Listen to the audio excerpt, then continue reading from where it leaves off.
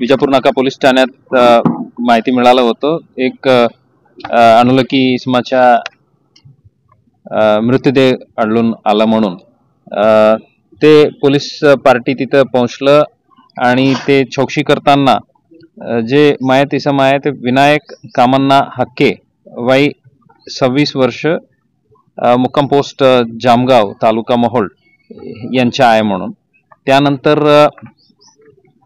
आज 1 जुलै 2024 पासून BNSS आणि भारतीय साक्ष अधिनियम हे तिन्ही कायद्याच्या लागू झालेले आहेत. सो BNSS अंतर्गत जे दिलेले प्रोसिजर्स आहेत ते सर्व पालन करून ठाणेदार श्री दादा गायकवाड यांच्या नेतृत्वाखाली सर्व अधिकारी अंमलदार आणि DCP ACP यांच्या नेतृत्वाखाली देखरेखीमध्ये ते BNSSच्या दिलेले सर्व प्रोसिजर्स पालन करून हे मर्डर केस जे आहे ते भारतीय न्याय संहिता कलम 103(1) अंतर्गत दाखल करण्यात आलेले आहेत. दाखल दुपारी 12:30 दरम्यान दाखल केलेले आहेत. त्यावर क्राईम ब्रांचची टीम आणि पोलीस स्टेशनच्या पथक अशा दोघांचा तपास सुरू होतो. यात सोलापूर शहर पोलीसच्या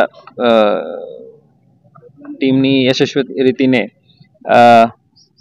आरोपी नावे नागेश अण्णाराव चिक्काळे वय 35 राहणार कल्याण नगर भाग 2 सोलापूर यांना क्राईम ब्रांचच्या PI श्री डोरगे आणि त्यांच्या पोलीस उपनिरीक्षक अल्फाज शेख आणि त्यांच्या टीमनी ताब्यात घेतलेला आणि ते तपासादरम्यान यांनी जे काल रात्री उशिरा ते एकत्र बसून दारू वगैरे पिलेले आहेत आणि तिथून परत आल्यानंतर ते